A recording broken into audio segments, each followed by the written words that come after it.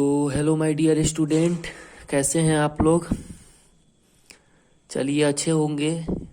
सबको बच के रहना चाहिए इस महामारी में।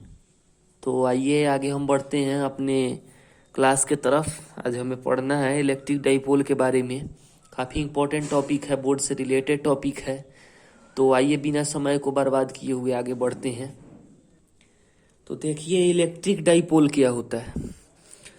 तो electric dipole is defined as combination of two equal and opposite side charge separated at some distance. अब देखिए, जैसे मैं आपको फिगर के माध्यम से बता रहा हूं कि क्या कहना चाह रहा है इसका डिफिनेशन।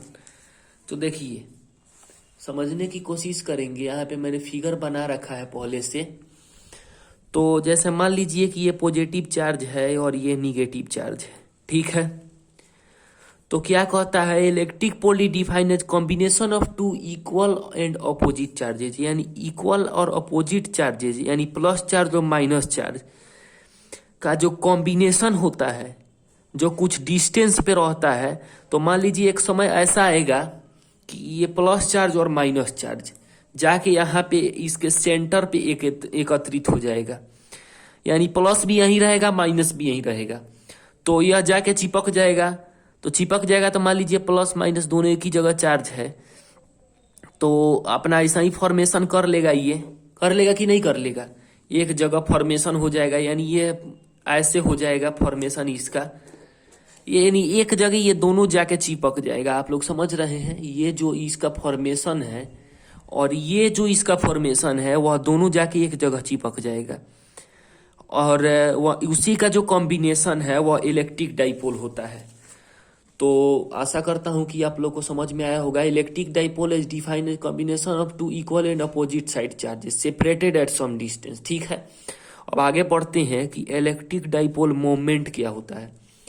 तो to measure the strength of electric current, यानी इलेक्ट्रिक करंट के बल को नापने के लिए हम लोग इलेक्ट्रिक डाइपोल मूवमेंट के बारे में पढ़ते हैं। आइए क्या लिखा हुआ इसके बारे में समझते हैं। Electric dipole movement as defined as the product of magnitude of either charge. देखिए, इलेक्ट्रिक डाइपोल और इलेक्ट्रिक डाइपोल मूवमेंट एक ही चीज है। अब देखिए, जैसे मान लीजिए कि यह प्लस चार्ज है और यह माइनस चार्ज है, तो ये जो है इसके बीच का डिस्टेंस है, ठीक है। तो मान लीजिए इसके बीच का डिस्टेंस अगर हम 2a ले लेते हैं, तो इसका फॉर्मूला के हिसाब से क्या हो जाएगा कि electric dipole movement is define product of magnitude of either charge, यानी मैग्नीट्यूड ऑफ आइदर चार्ज और सेपरेशन बिटवीन देम का, दोनों का क्या प्रोडक्ट। यही आपका इसका फॉर्मूला निकल के आता है इलेक्ट्रिक डाइपोल मूवमेंट का, ठीक है। ये प्लस क्यू हो गया, ये माइनस क्यू हो गया, ये 2a हो गया, दोनों के बीच का डिस्टेंस। तो फॉर्मूला हो गया P बराबर Q इंटू 2a। और ये जो है वह P से डिनोट किया जाता है। इसका SI यूनिट जो होता है वह सेंटीमीटर होता है। और यह एक जो है वेक्टर क्वांटिटी है।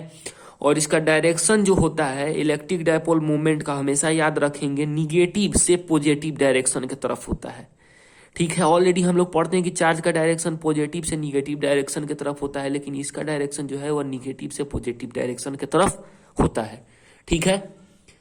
चलिए नोट कर लेंगे आप लोग इसे। कॉपी कलम साथ में लेके बैठिए, नहीं तो कोई फायदा नहीं है मुझे पढ़ाने का। आप लोग इस लाइन बाय लाइन इस चीज को नोट करें A to Z, जो मैंने अभी तक आप लोग को बताया है। चलिए आप लोग इसे पॉज करके नोट कर लीजिए, आगे समझते हैं। देखिए, अब समझते हैं कि अगर दो चार्जेज के बीच में वैक्यूम रहे, अगर खाली जगह रहे, उसमें एयर प्रेजेंट नहीं हो, वैक्यूम हो, तो क्या होगा।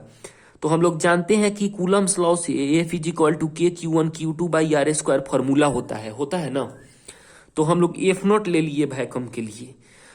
तो F नॉट जब ले लिए तो हम लोग जानते हैं कि K का जो मान होता है वह 1/4 पाई एप्सिलॉन नॉट होता है। क्या होता है, 1/4 पाई एप्सिलॉन नॉट होता है। तो हम लोग के जगह 1/4 पाई एप्सिलॉन नॉट रख दिए। यही हमारा फॉर्मूला होता है जब वैक्यूम प्रेजेंट होता है दो चार्जेज के बीच में, यानी खाली जगह। आशा करता हूँ कि आज का वीडियो आप लोग को अच्छे से समझ में आया होगा, कोई दिक्कत नहीं हुआ होगा। दिक्कत हो तो तुरंत कमेंट करें, मैं तैयार हूँ हमेशा बताने के लिए कोई भी प्रॉब्लम आप लोगों को। थैंक यू, आज के लिए क्लास इतना ही।